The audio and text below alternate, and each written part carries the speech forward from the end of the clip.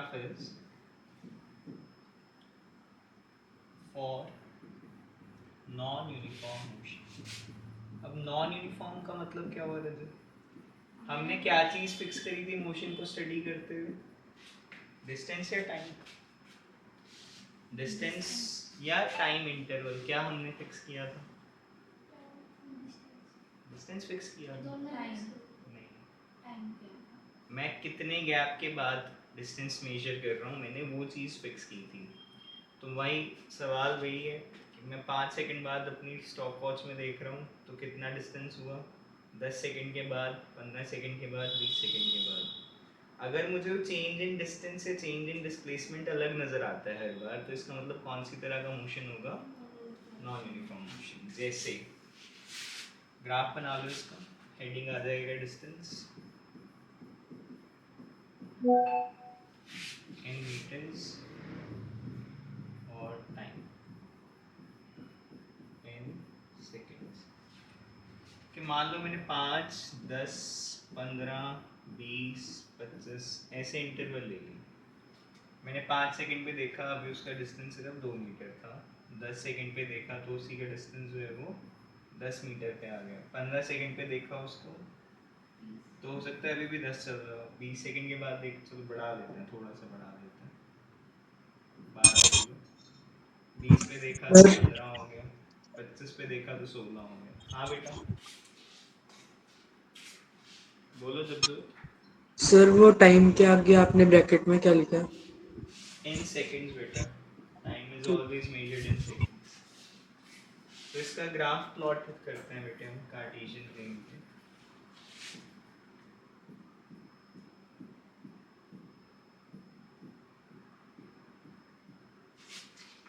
पाँच पाँच का गैप ले लेते हैं, 5, 10, 20, सॉरी 15, 20, 25।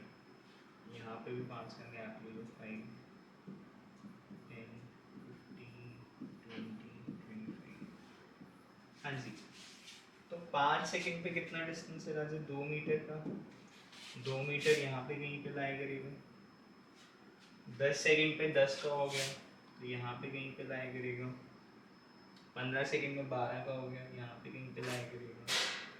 20 सेकंड पे 15 हो गया है, ऐसे कुछ बनेगा। और 25 सेकंड पे सिर्फ 17 में। तो अगर इसको मैं फ्री हैंड ज्वाइन करता हूँ तो फ्री हैंड ज्वाइन करने पे ऐसी कुछ शेप बन रही है इसकी। फ्री हैंड ज्वाइन करने पे ऐसी कुछ शेप बनेगी इसकी। कैन आई से इट्स अ स्ट्रेट लाइन? नहीं बनेगी स्ट्रेट लाइन, कुछ ऐसे कर्व सा बनता जाएगा, ऐसे कर्व सा बन रहा है इसमें। दोबारा ही बना देते हैं इसको,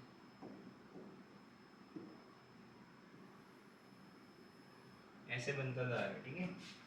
तो कर्व की शेप या तो रहे ऐसे हो सकती है इस केस में कि मेरा कर्व इंक्रीजिंग चला जाए, या फिर मेरा कर्व जो है वो डिक्रीजिंग चला जाए, ऐसे।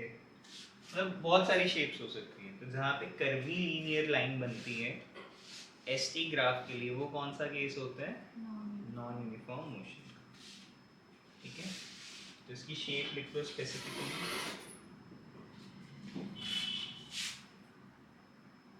इस ग्राफ की शेप लिखो।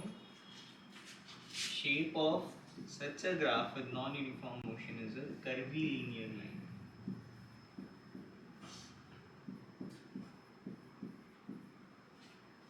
कि मैंने बहुत छोटी छोटी लाइंस को ज्वाइन किया, पॉइंट्स को ज्वाइन किया जो बहुत क्लोज थे एक दूसरे के, और मुझे कर्व मिल गई, ठीक है।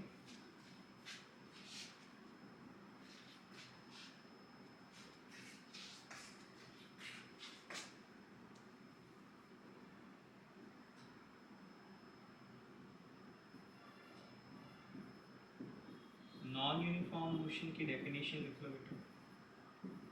For non uniform motion we can write a body covers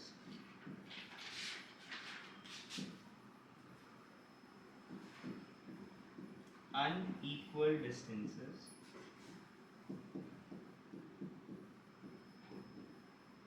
in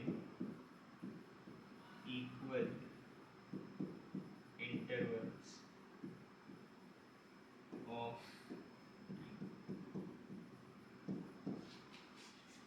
कोई बॉडी अनइक्वल डिस्टेंसेस कवर कर रही है, जैसे इस केस में पहले वाले में ही 2 थे, फिर एकदम से 8 कवर कर दिए उसने, फिर एकदम से 5 कर दिए, फिर 2 कवर किए, फिर 1 कवर किया, तो अनइक्वल डिस्टेंसेस कवर कर रहा है बट टाइम इंटरवल सेम। ठीक है, अब तुम्हारे को एक क्वेश्चन का आंसर करना है, इससे पता चलेगा तुम्हें कितना समझ आया है। जो नॉन यूनिफॉर्म मोशन होता है, क्या वो एक्सेलरेटेड मोशन होता है या जीरो एक्सेलरेशन वाला मोशन होता है? क्यों होता है एक्सेलरेटेड? उसमें वो होता है, तो कभी बढ़ रही है कभी घट रही है। क्योंकि अलग अलग डिस्टेंसेस कवर कर रहा है, इसका मतलब या तो बॉडी तेज चल रही है या स्लो चल रही है, और अगर बॉडी तेज चलेगी या स्लो चलेगी इसका मतलब उसकी वेलोसिटी चेंज होगी, और जहाँ वेलोसिटी चेंज होती है वहाँ पे एक्सेलरेशन इन्वॉल्व होती है। ठीक है, तो इसको हम क्या बोलेंगे? Non uniform motion is also known as accelerated motion. अब वो यूनिफॉर्म एक्सेलरेशन या नॉन यूनिफॉर्म है वो अगले टॉपिक में सीखते हैं, बट एक्सेलरेशन ज़रूर है वहाँ पे। तो non uniform motion is also known as your accelerated motion.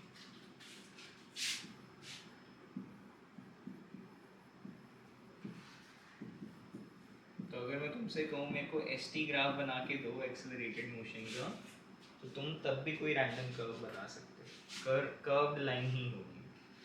ठीक है, अंडरस्टूड?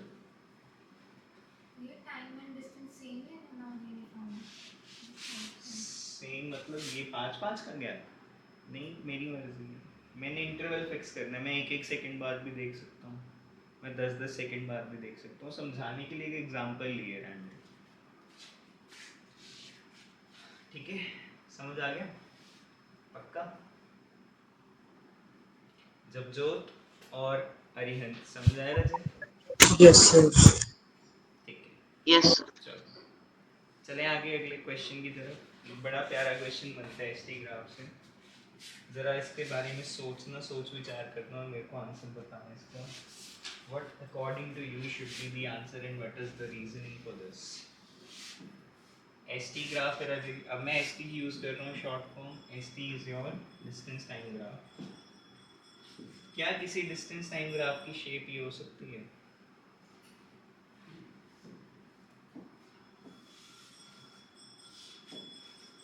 क्या किसी डिस्टेंस टाइम ग्राफ में सर्कल बन सकता है? पहला सवाल ये, हाँ या ना?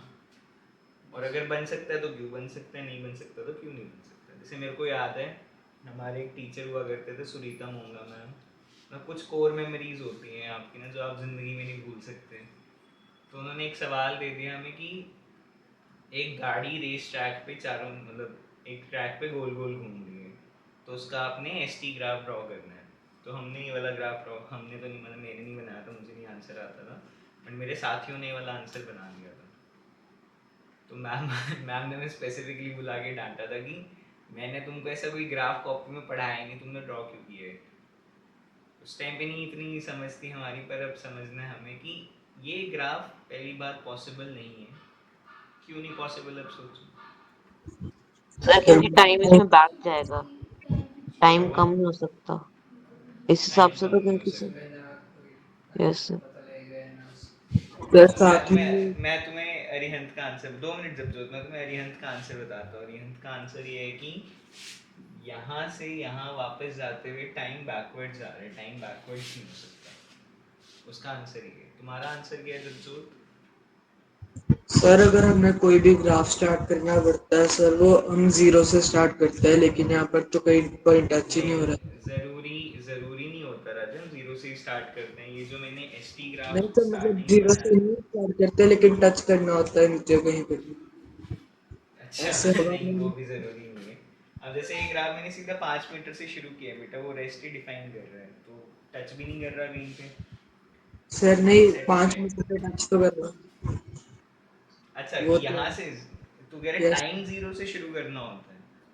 टाइम जीरो से नहीं, मतलब कहीं तो टच होना चाहिए ग्राफ पे, वो तो हाँ नहीं उड़ रहा। चल चल ठीक है, चल ठीक है, मैं तेरे वाला सवाल मॉडिफाई कर देता हूँ। जब जोत का इनपुट ये है रजी कि मेरा ये जो ग्राफ है ना, ये किसी भी एक्सेस को टच नहीं कर रहा। जैसे हम जब भी ड्रॉ कर रहे हैं जीरो से, या तो यहाँ से शुरू कर रहे हैं या यहाँ से शुरू कर रहे हैं, तो किसी एक्सेस को टच नहीं कर रहा है, एक्सेस को टच करवा देते हैं। अब ठीक है? अब ठीक है, जब जो तब एक्सेस को भी टच कर रहा था, पर स्टिल ये एग्जिस्ट नहीं करेगा। क्यों नहीं करेगा? इसका फिजिकली आंसर सोचो, फिजिकली क्यों ये बात इम्पॉसिबल है? टाइम और डिस्टेंस को कैलकुलेट नहीं कर पाएंगे। नहीं, अच्छा चलो मैं हेल्प कर देता हूँ तुम्हारी। वापस से ना मैं अपना ग्राफ उधर ही लेके जा रहा हूँ, मेरे को थोड़ा सेंटर चाहिए इसका। मानो कि मैं इस टाइम इंटरवल पे अपने ग्राफ को स्टडी करना चाहता हूँ। मान लो यहाँ पे 12 सेकंड हो रखे थे, तो मैं चेक करना चाह रहा हूँ 12 सेकंड में मेरा ऑब्जेक्ट रेफरेंस पॉइंट से कितनी दूरी पे है। ठीक है, तो मेरे को उसकी पोजीशनिंग कैसे पता चलेगी? एक बार तो ये पोजीशन पता चलेगी उसकी, इसको S1 मान लेते हैं कि वो रेफरेंस पॉइंट से S1 दूरी पे था। ठीक है, और यहाँ इसी सेम टाइम पे वो मुझे क्या नज़र आ रहा है? S2 डिस्टेंस में। ऐसा पॉसिबल है क्या कि मैं बोल रहा हूँ जैस्मीन मुझसे 5 मीटर भी दूर है और मुझसे 10 मीटर भी दूर है? ऐसा पॉसिबल हो पाएगा? मैं भी ही खड़ा हूँ, जैस्मीन अपनी जगह पे बैठी है, और मैं बोल रहा हूँ कि जैस्मीन अभी मुझसे एक ही पॉइंट पे एक ही टाइम स्पेस में दो जगहों, दो डिस्टेंसेस पे एग्जिस्ट करती है। इसका मतलब या तो जैस्मीन दो होनी चाहिए, एक फोटोकॉपी होनी चाहिए उसकी, या फिर मेरी मल्टीपल इमेजेस होनी चाहिए कि मेरे से उसका डिस्टेंस दो अलग जगहों से आ रहा है। लेकिन रेफरेंस पॉइंट हमेशा क्या होता है? It is always a fixed point, it is always a stationary point. तो क्योंकि एक बॉडी एक टाइम पे दो प्लेसेस पे एग्जिस्ट नहीं कर सकती, इसलिए कभी भी मेरा ग्राफ सर्कल नहीं होगा। सर्कल तो छोड़ो, मेरा ग्राफ कभी बैकवर्ड या फॉरवर्ड ऐसे भी नहीं जाएगा, ना ऐसे एग्जिस्ट करेगा, ठीक है, और ना ही वो ऐसे एग्जिस्ट करेगा। क्योंकि कभी भी बॉडी एक ही टाइम पे दो जगहों पे प्रेजेंट नहीं हो सकती with respect to your reference point. समझ आई बात? ये सर्कल बनाओ, ये S1 S2 लिखो, फिर इसकी रीजनिंग लिखो साथ में। Because a single body cannot exist at two different positions on the same time.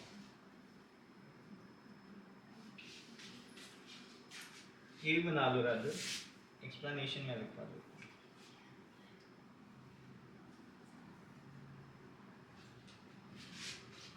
This graph cannot exist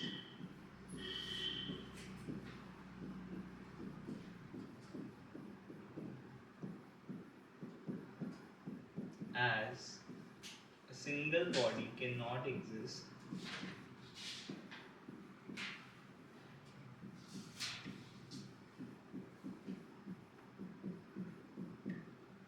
at two different positions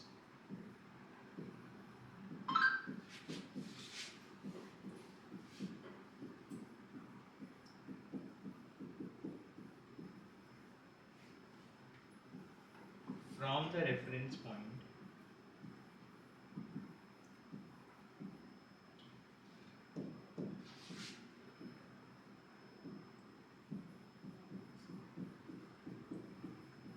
at the same time.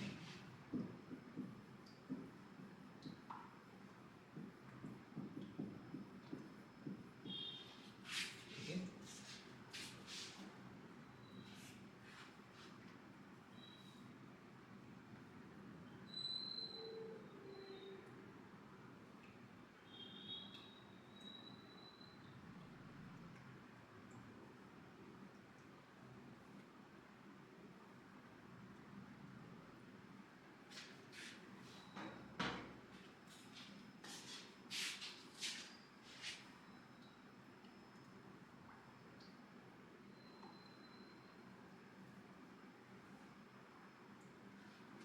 लिख लिया बेटा? चलो,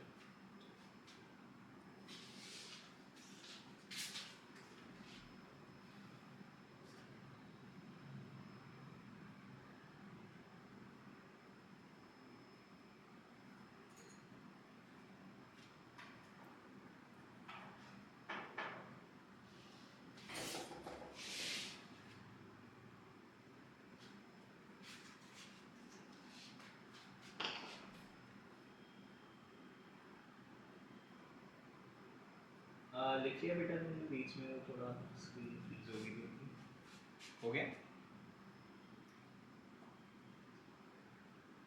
लिख ले कोई बात नहीं।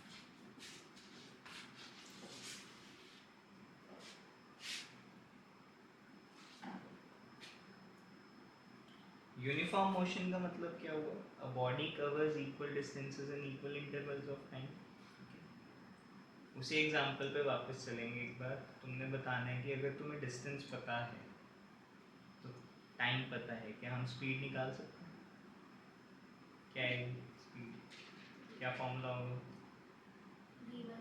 D by D by T D S by T. तो वेलोसिटी डिस्प्लेसमेंट बाय टाइम, या फिर speed is distance by time. चलो वापस चलते हैं जरा एक बार। राजे बना लिया अरिहंत? ओके, देखो वापस से इस ग्राफ पे आते हैं बेटा। मेरे को बस इसका टेबल यूज करना है, ये वाला।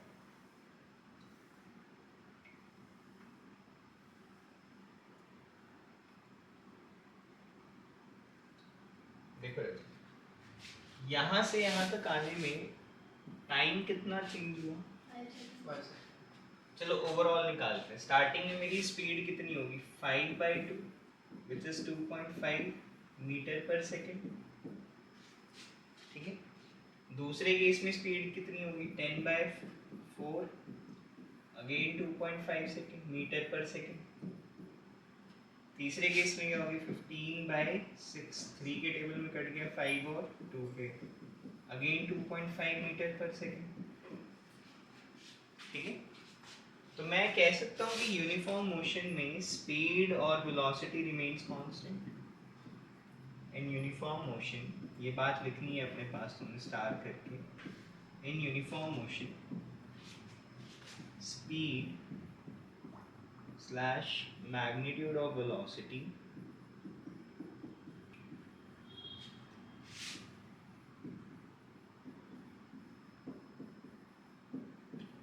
remains constant, मतलब सेम है, चेंज नहीं हो रही, ठीक है। जब जोत बताएगा बेटे अगर वेलोसिटी चेंज नहीं होती तो एक्सेलरेशन क्या हो जाती है?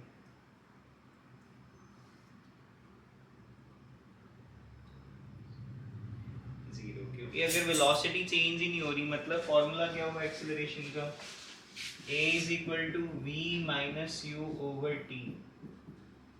फाइनल भी मान लो अगर x है, इनिशियल भी x है, तो क्या हो जाएगी? x minus x by t which is 0 by t which is 0 metre per second square.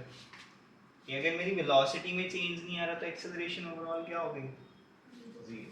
तो ये बात भी आप यूनिफॉर्म मोशन के साथ लिख सकते हो। इन uniform motion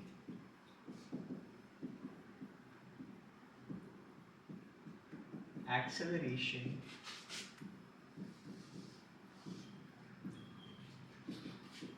is 0 meters per second square, ठीक है। लिख ले बात स्टार्ट करके अपने पास। इससे मैं तुम्हारे थोड़े एजर्शन रीजनिंग वाले क्वेश्चन बना सकता हूँ, केस स्टडी वाले क्वेश्चंस बना सकता हूँ कि body is travelling in a uniform motion what will be the acceleration. तुम कैलकुलेट नहीं करना, तुम्हें लॉजिक अप्लाई करना है। यूनिफॉर्म मोशन मतलब velocity same, velocity magnitude of velocity same, और अगर magnitude of velocity remains the constant then acceleration is zero. अगर चेंज हो रही है वेलोसिटी, चाहे डायरेक्शन वाइज हो चाहे मैग्नीट्यूड वाइज हो, तो एक्सेलरेशन एग्जिस्ट करेगा और मोशन क्या हो जाएगा फिर उस केस में? Non uniform motion. समझ आ रहा है सब जो बोला मैंने भी?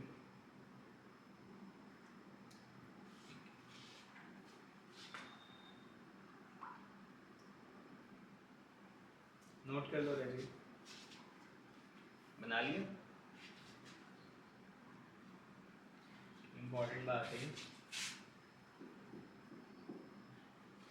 हाँ हाँ बस ये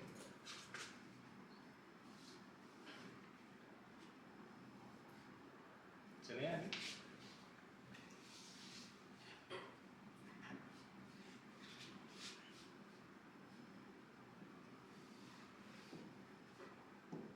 और ये जो नॉन यूनिफॉर्म मोशन हमने पढ़ा है ना बेटा, इसके साथ लिख लो, in non uniform motion, in non uniform motion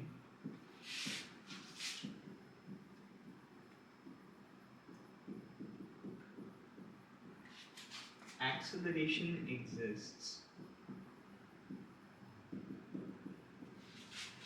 Yes, लिख लो, acceleration is non-zero meters per second. अगर नॉन यूनिफॉर्म मोशन है तो acceleration zero नहीं होगी, since there is a change in velocity. Since there is a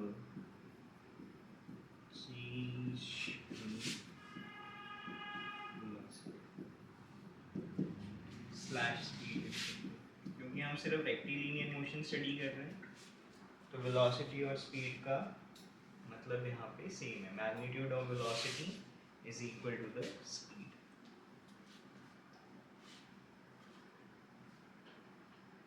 okay,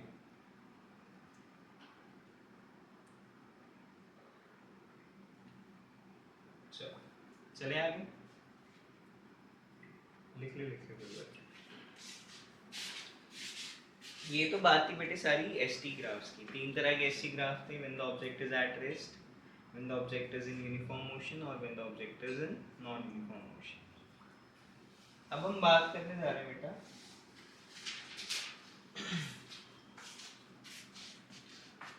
velocity time graph की. Velocity time graph और distance time graph, sorry speed time graph में बस एक डिफरेंस ये है कि वेलोसिटी कैन बी नेगेटिव, मतलब नीचे की तरफ भी ड्रॉ हो सकती है, और स्पीड टाइम ग्राफ हमेशा ऊपर की तरफ ही ड्रॉ होता है, पॉजिटिव ही रहती है. तो वेलोसिटी को हम v से डिनोट कर रहे हैं, velocity time graph, vt graph बोलते हैं इसे.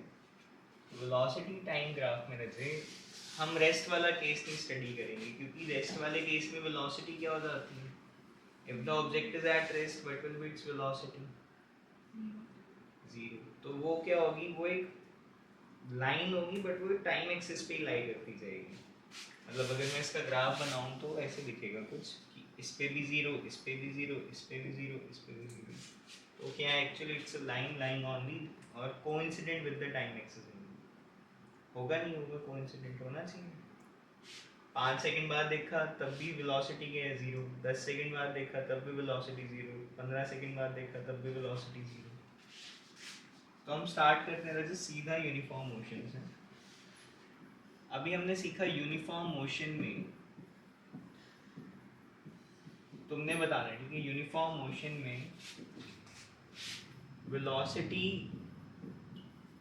और एक्सेलरेशन, ठीक है, तुमने बताना है whether it changes, does not change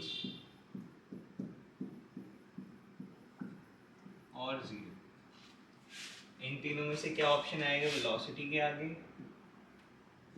या फिर क्या ऑप्शन आएगा एक्सेलरेशन के आगे. बताओ चलो, क्या होता है यूनिफॉर्म मोशन में वेलोसिटी और magnitude of velocity Velocity does not change. Does not change, it remains constant. और एक्सेलरेशन, इसका मतलब मेरे ये दो ऑप्शन चलेंगे, वेलोसिटी डज नॉट चेंज, ठीक है, वेलोसिटी चेंज नहीं और एक्सेलरेशन क्या हो गई, जीरो. तो अगर मैं इसका vt ग्राफ ड्रॉ करूं यूनिफॉर्म मोशन का,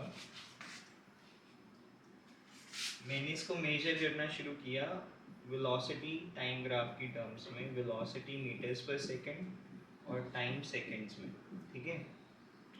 मैंने 5 सेकंड बाद देखा मेरी वेलोसिटी बॉडी की 10 है, 10 सेकंड बाद देखा अभी भी 10 है, 15 सेकंड बाद देखा अभी भी 10 है, 20 सेकंड बाद देखा अभी भी 10 है. तो इसकी ग्राफ की शेप क्या बननी चाहिए,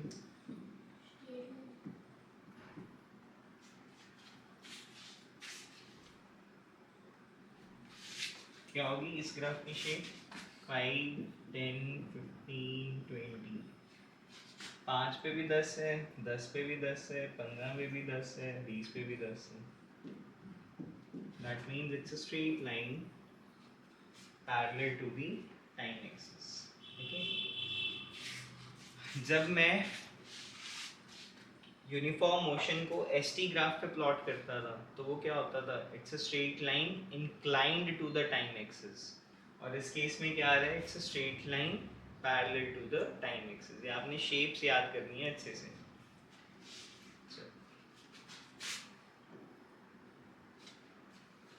जब जोत बेटे बात समझ आई, इसकी शेप ये वाली क्यों आई है इस बार? ठीक है, चलो लिखो इसकी shape. Shape of this graph is a straight line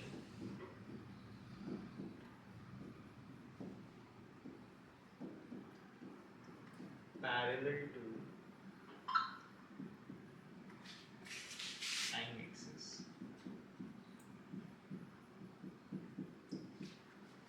It's a straight line parallel to the time axis.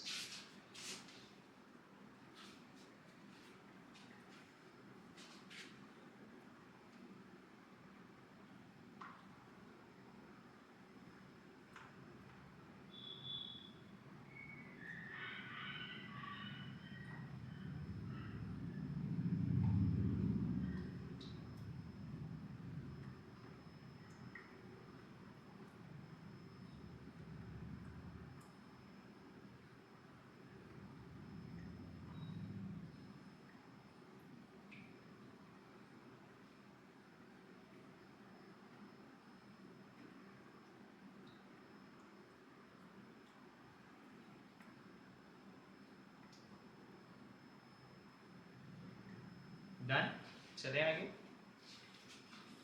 चलो अगला लिखो बेटा, non uniform motion. Non uniform motion का मतलब क्या हुआ, अब एक्सेलरेशन इन्वॉल्व होगी, मतलब स्पीड में चेंज आएगा, बट मैं मान के चल रहा हूँ कौन से वाला है, uniform accelerated motion, uniformly accelerated motion. कि मैंने उसको जो एक्सेलरेशन प्रोवाइड करी है वो एक यूनिफॉर्म रेट पे प्रोवाइड करी है। जैसे मान लो एक बॉडी ऑलरेडी 10 मीटर पर सेकंड की स्पीड से चल रही है, मैं उसको 2 मीटर पर सेकंड स्क्वायर की एक्सेलरेशन देता हूँ, तो एक सेकंड बाद उसकी स्पीड क्या हो जाएगी, 12, अगले सेकंड उसकी स्पीड क्या हो जाएगी, 14, उससे अगले सेकंड हो जाएगी 16, 18, 20 एंड सो ऑन। ठीक है, तो उसकी जो स्पीड बढ़ रही है वो ग्रेजुअली बढ़ रही है विद 2 मीटर्स पर सेकंड के रेट से।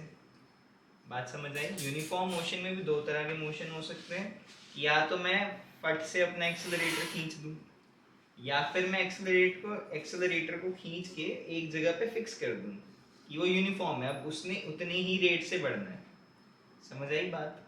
तो मैं जो ग्राफ स्टडी कर रहा हूँ अभी वो है यूनिफॉर्म मोशन का ही, लेकिन यूनिफॉर्म मोशन में भी कौन सा टाइप है, यूनिफॉर्मली एक्सेलरेटेड मोशन, कि हम उस पर एक कांस्टेंट एक्सेलरेशन लगा रहे हैं कि स्पीड जो है वो यूनिफॉर्म रेट पे बढ़े।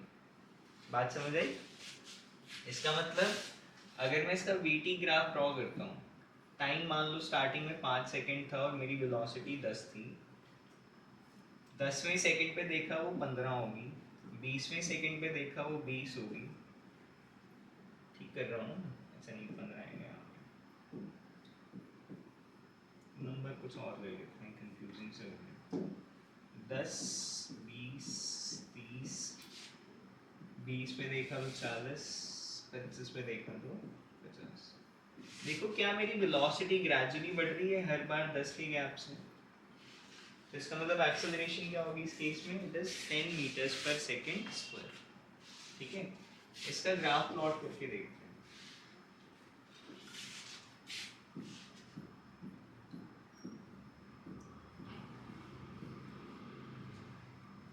फाइव, 10, 15, 20, 25, 10, 20, 30, 40, 50। 5 पे 10 है बेटा, 10 पे 20 है, 20 पे 30, 15 पे 30, 20 पे 40, 25 पे 50। क्या शेप है लाइन की? It's a straight line inclined to the time axis, ठीक है। तो जब मेरी यूनिफॉर्म एक्सेलरेशन होती है या एक्सेलरेशन एक कांस्टेंट वैल्यू है, तो शेप क्या होगी ग्राफ की? It's a straight line inclined to the time axis. दोनों बातों में कंफ्यूज मत होना, एक मैंने ग्राफ बनाया यूनिफॉर्म मोशन का, एक मैंने ग्राफ बनाया यूनिफॉर्मली एक्सेलरेटेड मोशन का। बट यूनिफॉर्मली एक्सेलरेटेड मोशन क्या होगा? It's a non uniform motion, क्योंकि इसमें वेलोसिटी चेंज हो रही है, मैग्नीट्यूड ऑफ वेलोसिटी चेंज हो रहा है, राइट। तो उसकी शेप क्या हो गई? With time the speed is increasing, therefore it is accelerated motion, number one. But speed is increasing at a constant rate, therefore it is uniformly accelerated motion. Difference समझ आ गया दोनों बातों में? पक्का? चलो, तुम दोनों को आया था समझ जो मैं बात कहना चाह रहा हूँ? चलो, इसकी शेप लिख लो बेटा। शेप हो जाएगी इसके लिए a straight line inclined to the time axis. It's a straight line inclined to the time axis.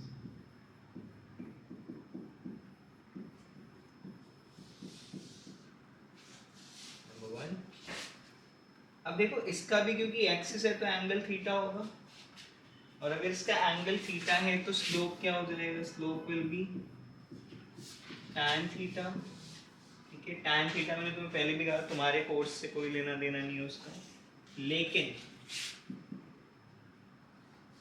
Slope क्या होता है? It is always rise over run या फिर परपेंडिकुलर ओवर बेस। तो इसका स्लोप मुझे क्या बताएगा? चलो खुद ट्राई करो, क्या बताएगा इसका स्लोप?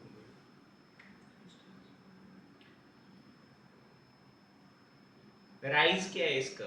मान लो मेरे कोई ऑब्जेक्ट, और ध्यान से देख ले डिस्प्लेसमेंट वाली, मान लो मैं इतने एरिया को एनालाइज करता हूँ, ये एक ट्रायंगल होगा, ठीक है। अगर ये ट्रायंगल है, ये वाला पॉइंट क्या है? वेलोसिटी। ये वाला पॉइंट भी क्या है? वेलोसिटी। या फिर यहाँ पे देखो, यहाँ से यहाँ वेलोसिटी कितनी हुई? ये मान लो अगर 20 है और ये वाला पॉइंट क्या है? 40, राइट। तो राइज कितने का हुआ? 20 से 40 का। तो राइज क्या बता रहे हैं मुझे? चेंज इन वेलोसिटी, हाँ या ना? समझ आ रही है बात? राइज क्या बता रहे हैं मुझे? Change in velocity. और ये जो रन है, रन क्या है? टाइम 10 से कितने पे गया? 20 सेकेंड पे। तो मेरे को रन क्या बता रहे हैं? कितना टाइम लगा। राइज क्या बता रहे हैं? कितना चेंज आया वेलोसिटी में, और रन क्या बता रहा है? कितना टाइम लग रहा है।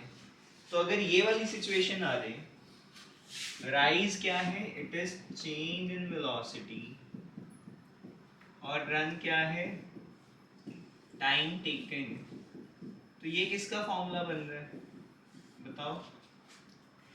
Change in velocity over time किसका फॉर्मूला बन रहा है?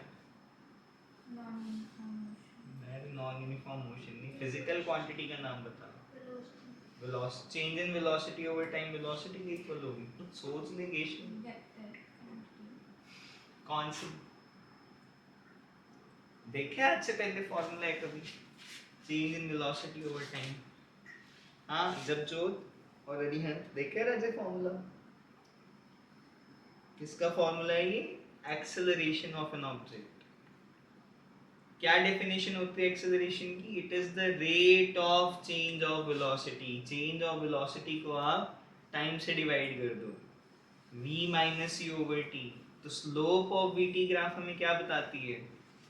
लिखो, ये ओवरऑल चीज क्या बन गई बेटा? This is your acceleration. तो slope of V T graph हमें क्या बता रही है? Acceleration of an object.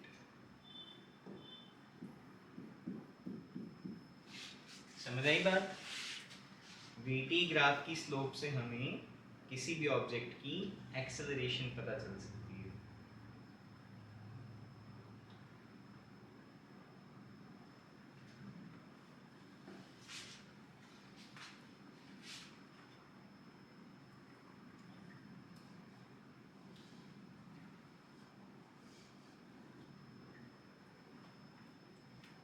Understood? क्या ये बात सिर्फ और सिर्फ इस ग्राफ पे ही एप्लीकेबल है, पीछे वाले ग्राफ पे भी एप्लीकेबल है? पीछे वाला ग्राफ भी तो बीटी ग्राफ ही था ना। बना लिया तुमने? कैमरा ऑन कर, जब जो तो अपना कैमरा ही ऑफ कर देते रहे। वो तो ढीठ है, उसकी तो मम्मी को फोन करने वाला हूँ मैं कि कैमरा नहीं ऑन करके बैठा क्लास में। तो ये इसमें again this is your velocity time graph. Velocity time graph तो ये भी है। तो अगर मैं एक्सेलरेशन इसके अबाउट निकालना चाहता हूँ, since it's a line parallel to the time axis, इसकी स्लोप होगी कुछ, इसकी एंगल होगी कुछ, एंगल नहीं एग्जिस्ट करेगी, तो एंगल जीरो हो गया, इसका मतलब स्लोप भी क्या है? और अगर स्लोप जीरो है तो एक्सेलरेशन भी क्या होगी? और यूनिफॉर्म मोशन में हमने क्या पढ़ा, एक्सेलरेशन क्या होती है? होगी जस्टिफाई बात? ये भी डन है। तो मुझे वीटी ग्राफ की स्लोप एक्सेलरेशन बताती है और एसटी ग्राफ की स्लोप मुझे वेलोसिटी बताती है। लास्ट चीज जो इस ग्राफ से रिलेटेड है, the area under the graph, the area under the graph tells us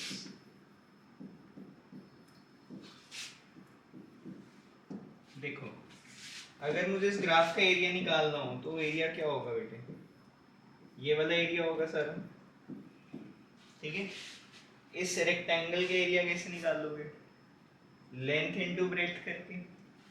इसकी लेंथ के अलोंग क्या लिखा होगा? टाइम। और इसकी ब्रेड्थ के अलोंग क्या लिखी हुई है? वेलोसिटी। तो अगर मेरे को इसका एरिया निकालना है, area under the V T graph, it will be length into breadth और you can say velocity into time, ठीक है? और वेलोसिटी इनटू टाइम क्या बताएगा मुझे? फॉर्मूला से चलो, velocity is equal to starting वाला फॉर्मूला, डिस्प्लेसमेंट ओवर टाइम। तो अगर टाइम डिवाइड हो रहा है इधर आगे मल्टीप्लाई हो जाएगा, तो वेलोसिटी इनटू टाइम मुझे क्या बताएगा? डिस्प्लेसमेंट। तो मुझे area under the graph, area under the V T graph क्या बताता है? It tells me the displacement of the object. क्यों बताता है? क्योंकि it is the multiplication of velocity and time. ठीक है Rajit?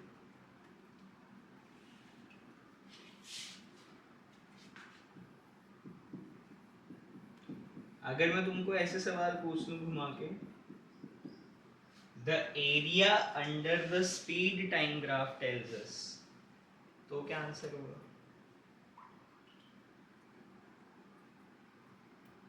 Displacement time, velocity time graph के लिए मैं वर्ड अगर डिस्प्लेसमेंट लिख रहा हूँ, तो स्पीड टाइम ग्राफ के लिए वर्ड क्या आएगा?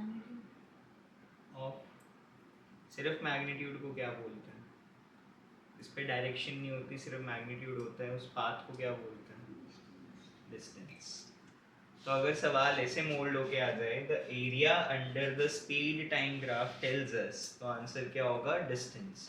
बट अगर सवाल आए the area under the velocity time graph tells अस, तो क्या होगा आंसर?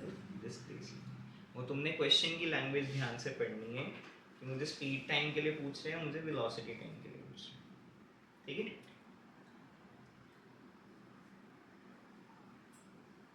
क्लियर है बेटा?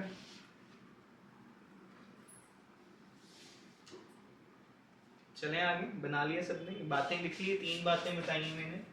पहला उसकी शेप क्या है, दूसरा उसका एरिया मुझे क्या बताता है, और तीसरा उसका स्लोप मुझे क्या बताता है। अंडरस्टूड? चलो आगे देखो। Again it's a non uniform motion, case of non uniform motion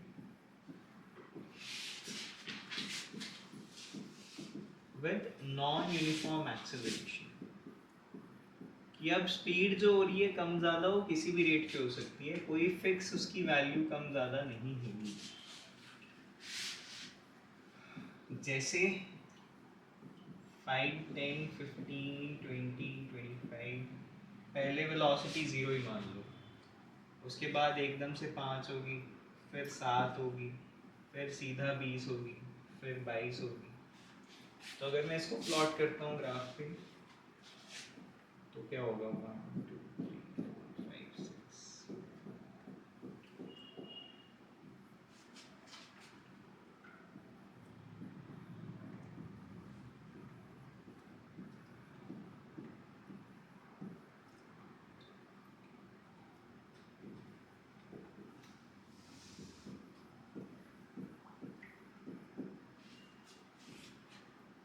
देखो बेटा, इनिशियली 0, 5 सेकेंड्स पे 0 ही है, 10 सेकेंड्स पे हो गई वो 5, 15 सेकेंड्स पे हो गई 7, यहाँ पे कहीं पे होगा, 20 सेकेंड्स पे सीधा शूट करा उसने 20 पे, और 25 सेकेंड्स पे ऑलमोस्ट है वो 22 पे।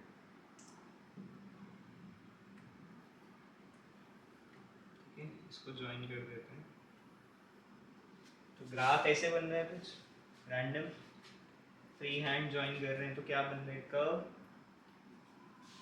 स्ट्रेट लाइन नहीं मिल रही, तो इस तरह के ग्राफ को हम क्या बोलते हैं? Curvy linear graph. या जब नॉन यूनिफॉर्म और नॉन यूनिफॉर्म मोशन में भी एक्सेलरेशन नॉन यूनिफॉर्म हो, नॉन यूनिफॉर्म मतलब रेट उसका वेलोसिटी का सेम ना है, पहले चेंज हुआ 5 पे चेंज हो गया, फिर चेंज हुआ सिर्फ 2 पे, फिर चेंज हुआ वो 2, मतलब शब्द गलत बोल रहा हूँ मैं, बट डिफरेंस जो आ रहा है वो सेम नहीं आ रहा। ठीक है, एक्सेलरेशन की एक्चुअल वैल्यू निकालनी पड़ेगी, वो 5 से डिवाइड करना पड़ेगा हर बार, वो डिवाइड नहीं करके बता रहा ना। इनिशियली क्या आएगा अदरवाइज आंसर? 5 माइनस 0/5 कितना हो गया? 1 मीटर पर सेकेंड स्क्वायर। अगली बार क्या हो जाएगा? 7 माइनस 5/5, 2/5 कितना हो गया? 0.4 मीटर पर सेकेंड स्क्वायर। तीसरी बार क्या हो गया? 20 से सीधा 17 से 7 से सीधा 20, मतलब 13 का जंप है, 13 का चेंज है ओवर 5, कितना आया? 2.6 मीटर पर सेकेंड स्क्वायर। तो हर बार मेरी एक्सेलरेशन की वैल्यू डिफरेंट आ रही है, इसलिए कौन सा मोशन हुआ? नॉन यूनिफॉर्म एक्सेलरेशन वाला नॉन यूनिफॉर्म मोशन। ठीक है, और उसकी शेप क्या होगी? It's a curve line, curvy linear, मतलब उसकी शेप कुछ भी हो सकती है। ऐसे बनाऊंगा, it can either go like this, ऐसे जाके ऐसे आ सकता है,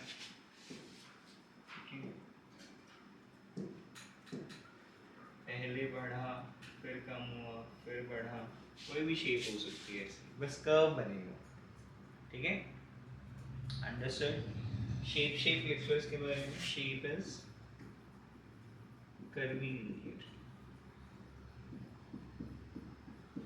और ज़्यादातर क्वेश्चन जो हैं तुम्हारे 9th के हिसाब से पिछले टॉपिक से बनते हैं, इस टॉपिक से नहीं बनते। इस टॉपिक से बनते हैं लेकिन +1 में जाके, क्योंकि तब तुम्हारा कैलकुलस इन्वॉल्व हो जाएगा, कैलकुलस करना सिखाएंगे तुम्हें। वो सिंपल मैथ्स नहीं है, वो टुकड़ों का मैथ्स है, पीसेस का मैथ्स है। ठीक है, क्लियर है यहाँ तक? अच्छे से रिवाइज करने एक बार फटाफट, 1 बाय 1 आंसर करना। ठीक है, चाहिए टाइम रिवाइज करने का कर लो, एक बार सारी शेप्स पढ़ लो। मैं सिर्फ शेप पूछूंगा और ये पूछूंगा इस ग्राफ की स्लोप या इस ग्राफ का एरिया हमें क्या बताता है। कर लो रिवाइज फटाफट, यू ऑल्सो रिवाइज। अरिहन तू कैमरा मत ऑफ किया कर बेटा, मैं सीधा किक आउट करना, मैंने ना इधर उधर की बात करनी ना कुछ।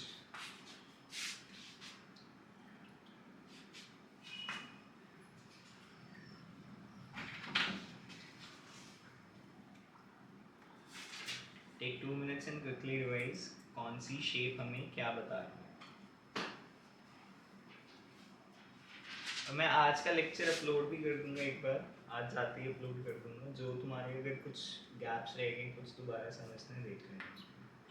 ठीक है, अदरवाइज कल तो हम न्यूमेरिकल्स ही करेंगे और अच्छे से चीज़ें क्लियर हो जाएंगी।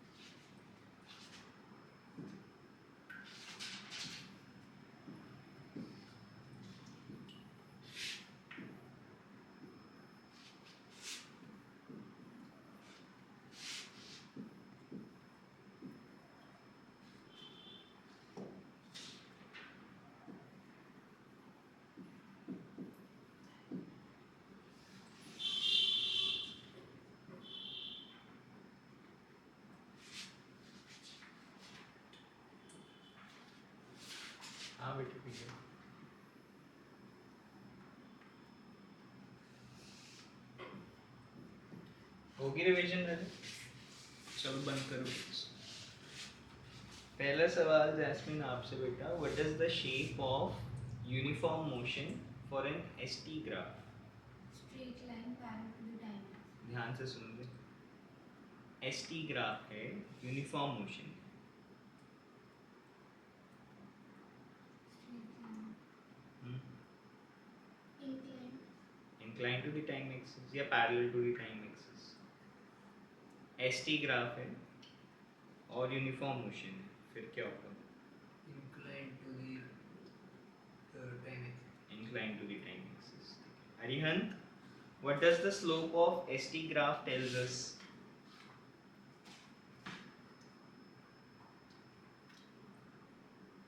ऑनलाइन का ही फायदा है, चुपचाप ऐसे कॉपी चेंज करते रहो, पता भी नहीं चलेगा। कैमरा मुंह पे रख लिया। बताओ बेटे बताओ। क्या बताता है? डिस्टेंस टाइम ग्राफ की स्लोप डिस्टेंस बताती है। जो भी मुझे लगता है जान के करता है चीजें ना। स्पीड। हाँ जी, जब जो बेटा जो लाइन वीटी ग्राफ के लिए, वेलोसिटी टाइम ग्राफ के लिए parallel to the time axis बनाई है, वो कौन से मोशन के लिए बनाई है?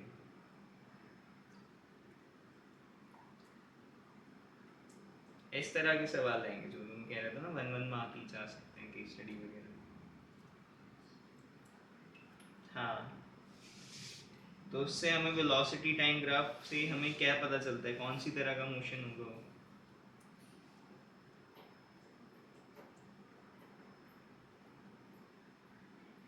बड़ी हाँ जी हो रही थी ना, सब समझ आ रहा है, सब समझ आ रहा है।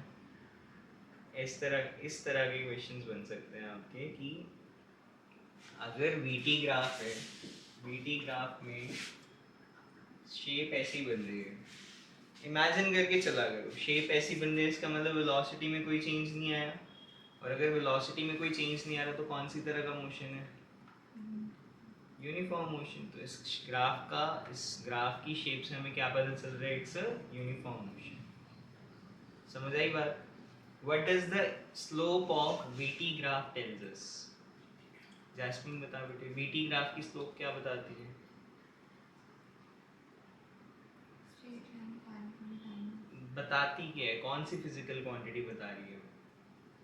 हाँ जी, Acceleration. Acceleration.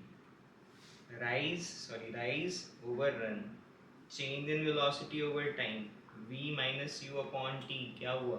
Acceleration. What does the area under the vt graph tells us? velocity time graph का area जो होता है वो क्या बताता है? Displacement. What does the area of st graph tells us? displacement time graph का area हमें क्या बताता है? Distance. Distance. Displacement time graph का एरिया डिस्टेंस बताता है। Velocity. वेलोसिटी तो स्लोप से पता चल रही है, फिर एरिया से क्या पता चल रहा है? आज अब जो एसटी ग्राफ का एरिया हमें क्या बताता है बेटा?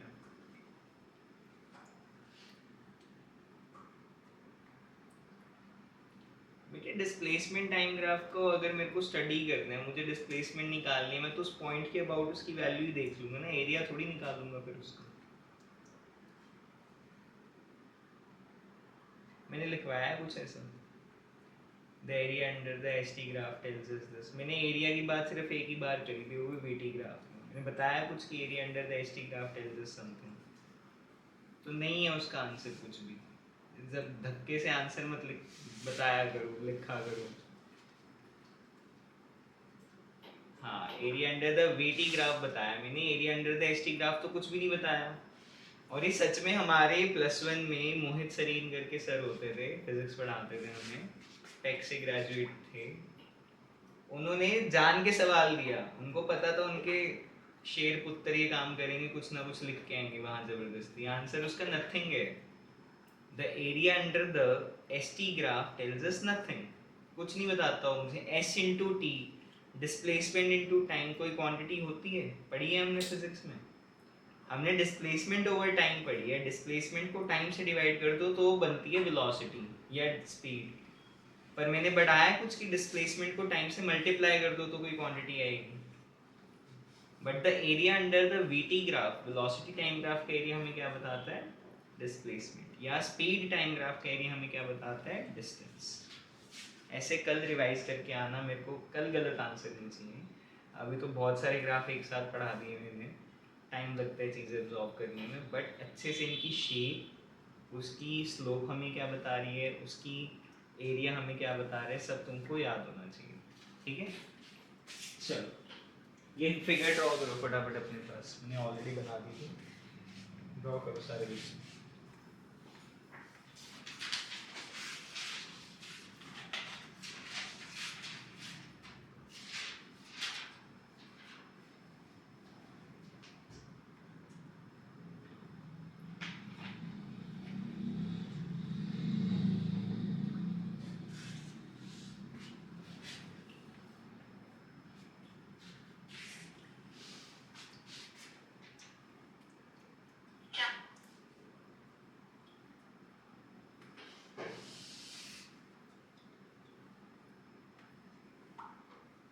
Side answer.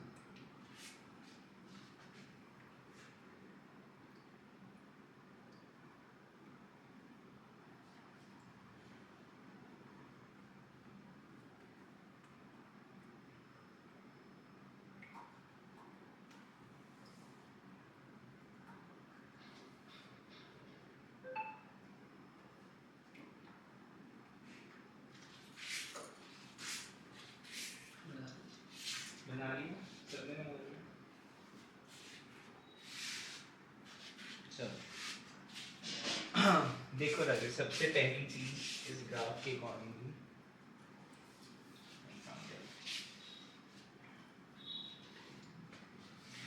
अगर बेटे ये ए ओ से ए है, मतलब सवाल समझा देता हूँ मैं है क्या। A body is already traveling with the velocity of initial velocity u, attains a velocity v after some time interval t। ठीक है, मुझे इस ग्राफ के लिए कौन सी तरह का ग्राफ है? It's a velocity time graph. मुझे इसके लिए कैलकुलेट करनी है स्लोप। स्लोप क्या बताती है वेलोसिटी टाइम ग्राफ की? Slope is rise over run. Slope बताती है हमें एक्सेलरेशन। एक्सेलरेशन की वैल्यू क्या होगी? एक्सेलरेशन यहाँ से देखो बेटा, राइज कितना हुआ, कहाँ से कहाँ तक गया हो? सी से बी तक। तो राइज कितने का हुआ? बी सी, या सी बी लिख लो, सी टू बी। और रन कितना हुआ उसका? ए से लेके सी तक। सी बी की वैल्यू कैसे कैलकुलेट करेंगे? अगर यहाँ से यहाँ तक पूरा v है और यहाँ से यहाँ तक u है, तो ये वाला एरिया कितना हो गया? अगर ये पूरा v था, ये u था, तो ये एरिया कितना हो गया? शाबाश, v माइनस यू। तो BC की या CB की वैल्यू क्या आ गई? v minus you. और AC कितना है? टाइम। तो एक्सेलरेशन का फॉर्मूला क्या बन गया? A is equal to V minus U over T, जो हम ऑलरेडी पढ़ चुके हैं। इसको इधर क्रॉस मल्टीप्लाई करवा दो, AT is equal to V minus U, ये माइनस यू को इधर ले आओ, ये बन जाएगा u plus AT is equal to v। तो ये आपकी फर्स्ट इक्वेशन बन गई। इसको बोलते हैं equations of motion for uniform acceleration, या यूनिफॉर्मली एक्सेलरेटेड मोशन जब होता है तो मैं उसके लिए इक्वेशंस बना रहा हूँ। और मेरे को वेलोसिटी निकालने के लिए सीधा सीधा डिस्प्लेसमेंट अपॉन टाइम नहीं करना, मुझे वेलोसिटी के लिए ये फॉर्मूला यूज़ करना पड़ेगा। बात समझ आ रही है? जब एक्सेलरेशन इन्वॉल्व हो जाती है, मैं डायरेक्टली नहीं लिख सकता v is equal to S over T. अब मुझे फॉर्मूला चेंज करना पड़ेगा। मुझे कैसे कैलकुलेट करनी है final velocity? In terms of my initial velocity, acceleration provided, and for how much time that acceleration was provided. Done? First equation is को लिख लो heading equations of motion, and this is your first equation. Equations of motion, and this is your first equation.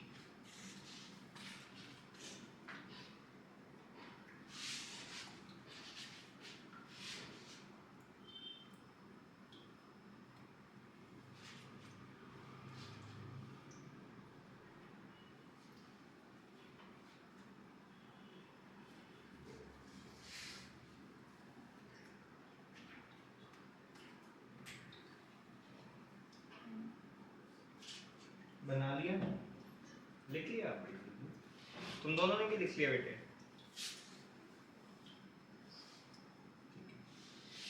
अब देखो इसी graph की help से मैं तुमको बोलता हूँ इसका एरिया कैलकुलेट करो. Find the area of this whatsoever figure is being formed. तो एरिया दो पार्ट्स में कैलकुलेट होगा. ऊपर वाला पार्ट क्या है इसका? ट्रायंगल. और नीचे वाला पार्ट क्या है? एक रेक्टेंगल. तो मैं इसको रीजन 1 मान लेता हूँ, इसको रीजन 2 मान लेता हूँ. So area under the curve, area under the curve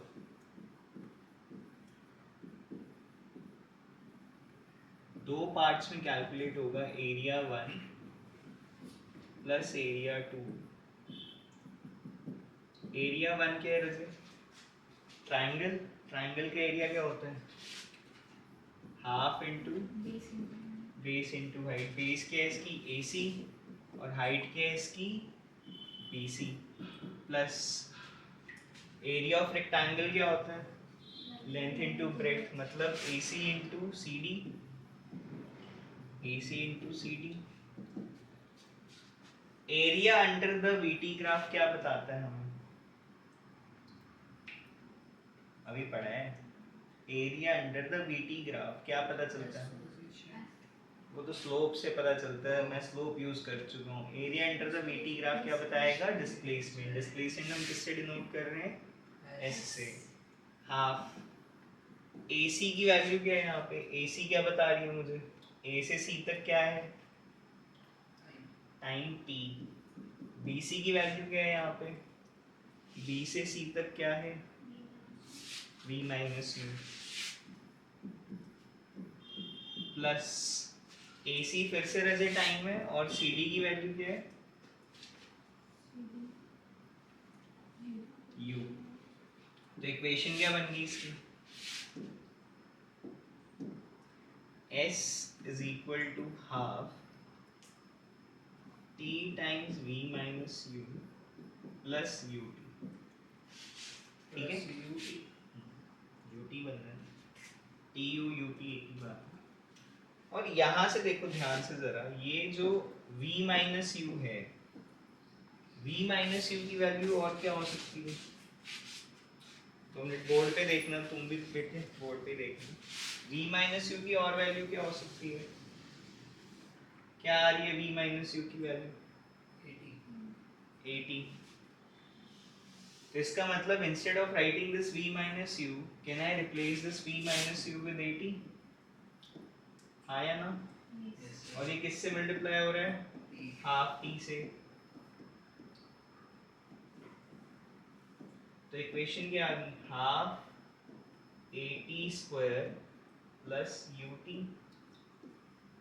S is equal to half 80 square plus UT. ठीक है? जो एक्चुअल इक्वेशन है वो ये है. S is equal to UT plus half 80 square. This is your second equation. ठीक है?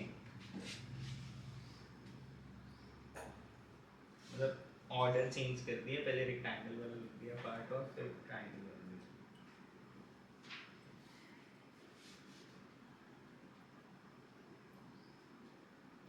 दिया. डन हो गया. जबजोत, अरिहंत,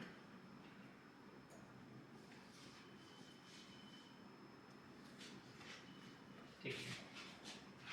चलो अगर ये नोट कर लिया है तो मैं ग्राफ छोटा, मतलब स्क्रीन छोटी कर रहा हूँ. मुझे ग्राफ अभी भी यही वाला यूज करना है.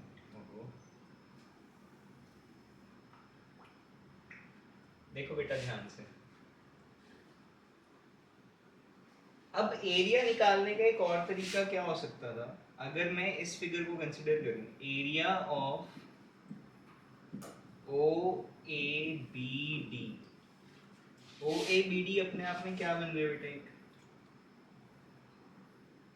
ये वाली चीज जो है यहाँ से शुरू होके यहाँ पे, इस फिगर को क्या बोलूंगा मैं, जिसमें ये दो लाइंस पैरेलल हैं? वेरी गुड, ट्रेपेजियम बोलेंगे इसे. तो ट्रेपेजियम का एरिया क्या होता है? Half into sum of parallel sides, इसमें पैरेलल साइड्स क्या है? OA and DB।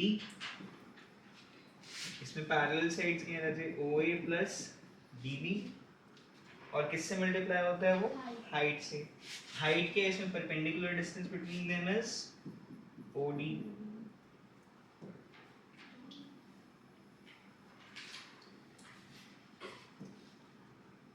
बात समझ आई? तो ट्रेपेजियम का एरिया क्या हो गया? हाफ इनटू OA कितना है इसका? U। DB कितना है इसका? V। और OD क्या है इसमें?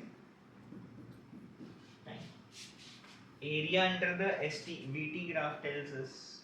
अभी भी क्या बता रहे हैं एरिया? जो यहाँ पे बता रहा था वो यहाँ बता रहा होगा, डिस्प्लेसमेंट। तो मतलब ये S की वैल्यू आ रही है half into U plus V into T। ठीक है, यहाँ तक समझ, बाद में नोट करना है। यहाँ तक समझ आ गया? टाइम की वैल्यू और क्या हो सकती है इसी इक्वेशन से? टाइम की वैल्यू क्या हो सकती है? अगर मुझे पता है कि v minus U over T a के बराबर है, इसको इधर ले जाओ, इसको वापस इधर ले आओ, तो क्या बन जाएगा? v minus U over a is equal to T. मैं उस टाइम की वैल्यू को इसमें सब्स्टिट्यूट कर देता हूँ। Instead of writing time t, I am writing this as v minus U over a। ठीक है, s is equal to half v plus U into v minus U over a। तो s की value क्या होगी बेटे? कोई identity familiar लग रही है न्यूमरेटर में? दिख रही है कोई identity? v plus you v minus you क्या होगा? v square minus u square. और डिनोमिनेटर में क्या आ जाएगा? 2 into a is 2a।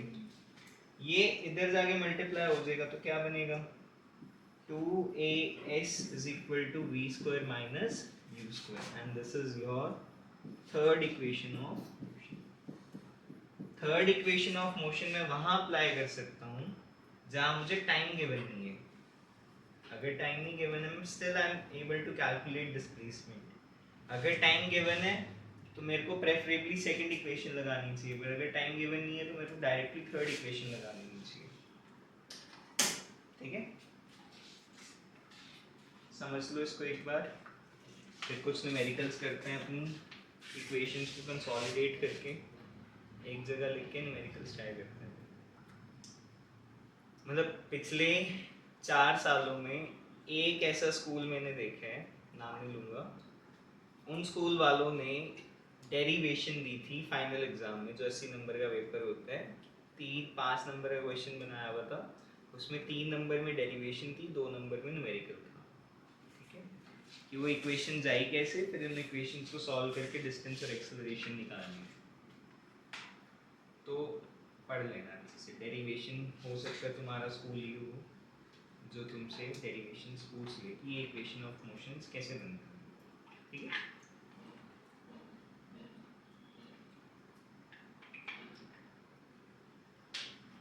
Clear है सबको बात? चलो आगे देखते हैं।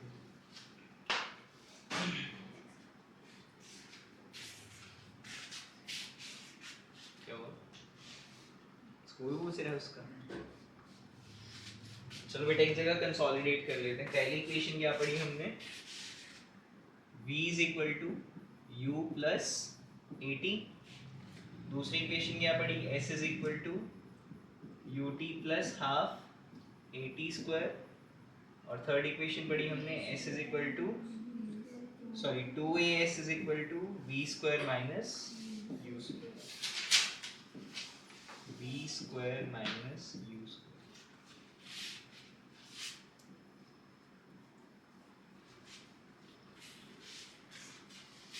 डन?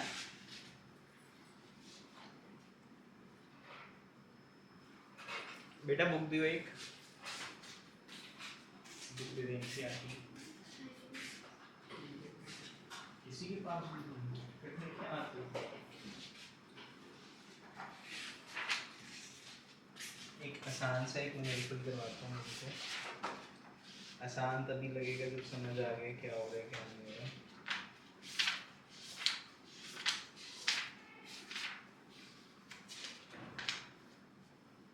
बुक रीडिंग मत करना, बुक से तुमने सब मतलब जो नोट्स में बनवा रहा हूँ मोर देन सफिशिएंट है, बुक रीडिंग की तुम्हें ज़रूरत नहीं है। न्यूमेरिकल्स देख लें, मतलब इंटेक्स्ट क्वेश्चन देख लेना इसके बाद। जैसे सवाल है इसमें, what is the quantity which is measured by the area occupied by the velocity time graph. Velocity time graph का एरिया क्या बता रहा है, इस तरह के ऐसे क्वेश्चन हैं इसमें, ठीक है। चलो एक क्वेश्चन न्यूमेरिकल ट्राई करते हैं बेटा। A train starting from the rest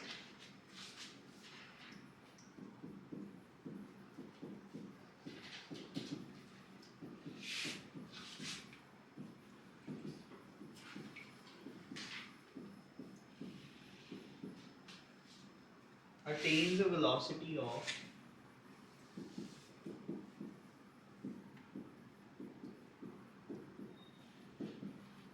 72 kilometer per hour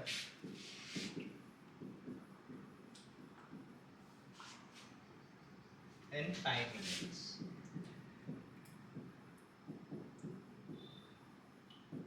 Okay. Assuming that the acceleration is uniform, assuming that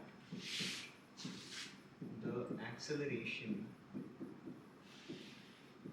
is uniform,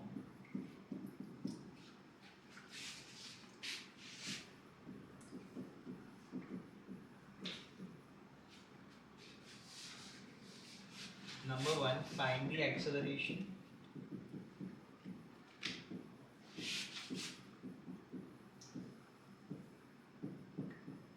And number two, find the distance covered in this time.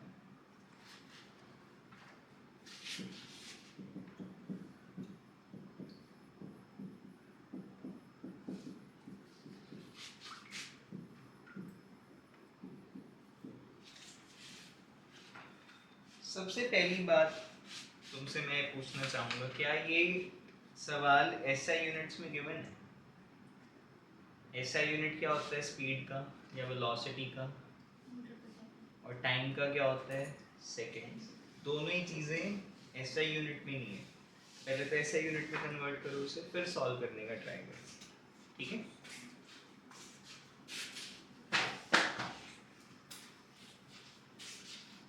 करो बेटा try.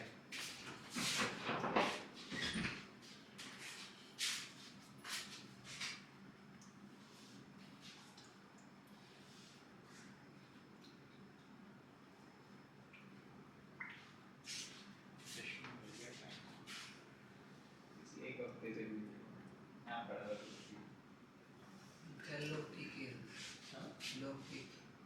हाँ लोग की तो भी करके जाओगे। Class ठीक रही थी कल, एक्टिव कैसे हुआ इसकी? अभी करता हूँ क्लास के बाद बात करते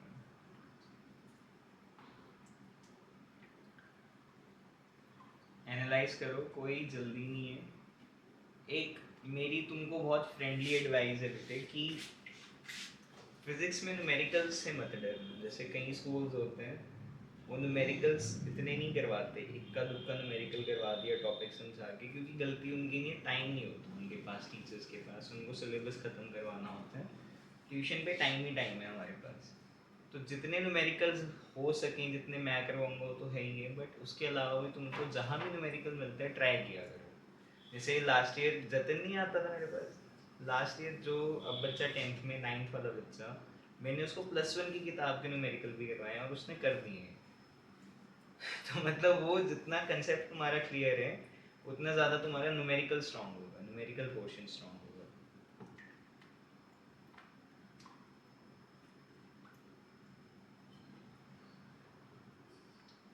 पहले तो इसमें क्वांटिटीज आइडेंटिफाई करो, क्या क्या तुम्हें समझ आ गया है। u की वैल्यू क्या होगी इस केस में, is the value of u, जोर से बोल, दोबारा बोल, साफ साफ। क्या होगी u की वैल्यू? 0 होगी। क्यों होगी u की वैल्यू 0? कौन से शब्द से हमें पता चला u 0?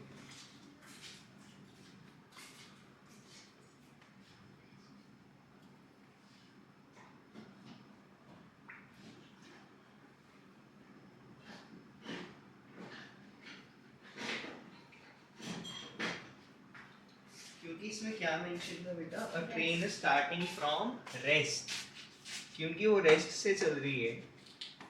इसका मतलब u की वैल्यू क्या होगी बेटा, 0 मीटर पर सेकंड। अटेन्स अ वेलोसिटी मतलब अब उसकी वेलोसिटी इतनी हो चुकी है, तो v की वैल्यू क्या होनी चाहिए, 72 किलोमीटर पर आवर। लेकिन मैंने तुमको बोला इसको SI यूनिट में कन्वर्ट करो, तो SI यूनिट में कन्वर्ट करने के लिए क्या करेंगे, 5/18 से मल्टीप्लाई डिवाइड। सो 18 से 72 कट गया 4 पे, 4 5 20 मीटर पर सेकेंड। और टाइम क्या हो जाएगा, it is given as 5 minutes multiplied by 60 which is 300 seconds. पहले में मुझे एक्सेलरेशन निकालनी है। एक्सेलरेशन का फॉर्मूला क्या होता है, a is equals to v minus u on t। लगाओ फॉर्मूला। फ्रैक्शन में बता दो आंसर अगर फ्रैक्शन में आ रहे हो। Give me the answer in fractions only.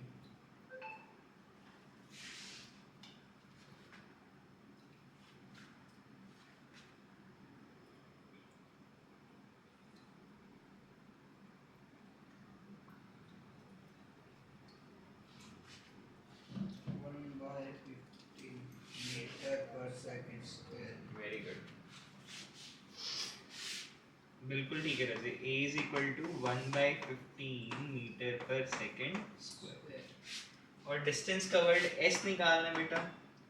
मेरे को u पता है, मेरे को t पता है, मेरे को a भी पता चल गया, क्योंकि टाइम गिवन था इस वाले केस में। तो मुझे कौन सी इक्वेशन लगानी चाहिए, पहली या दूसरी, सॉरी दूसरी या तीसरी।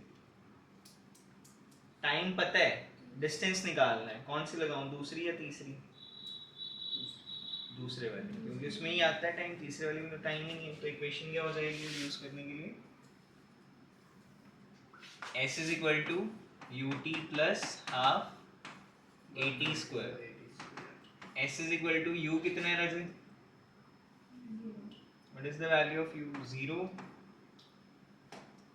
into 300 plus half into acceleration कितनी है 1/15 into टाइम कितना हो गया 300 into 300।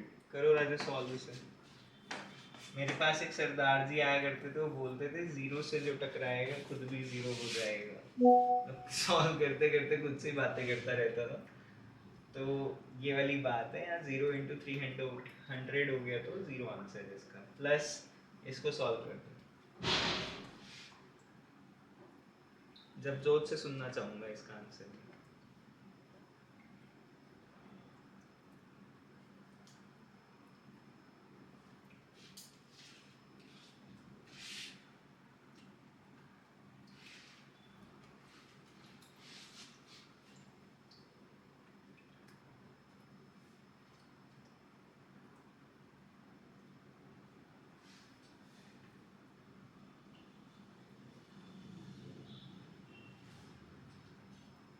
आगे आंसर, जब जोत आगे बेटे आंसर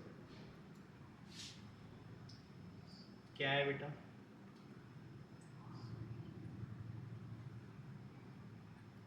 दोबारा बोल क्या है,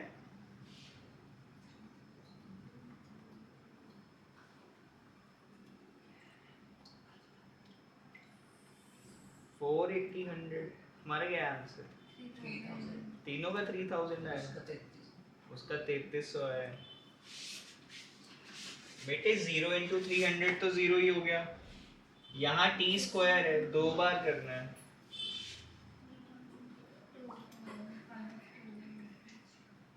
प्लस 1/2, अच्छा कैंसिल कर दो इसको भी। 15 के टेबल में 300 कटा 20 पे, 2 से 2, 10 into 300 is 3000। तो आंसर कितना आया 3000 मीटर्स। इसकी वैल्यू आ गई 3000 मीटर्स, ठीक है। और यू कैन राइट 3 किलोमीटर्स, ठीक है डन। जब जो बेटे गलती की और समझ आई क्या, एलसीएम क्यों लेगा राजे? वही मैंने लिखते लिखते भी ये बात बोली, 0 से तूने 300 को मल्टीप्लाई कर दिया तो ऐसे ही 0 हो गया।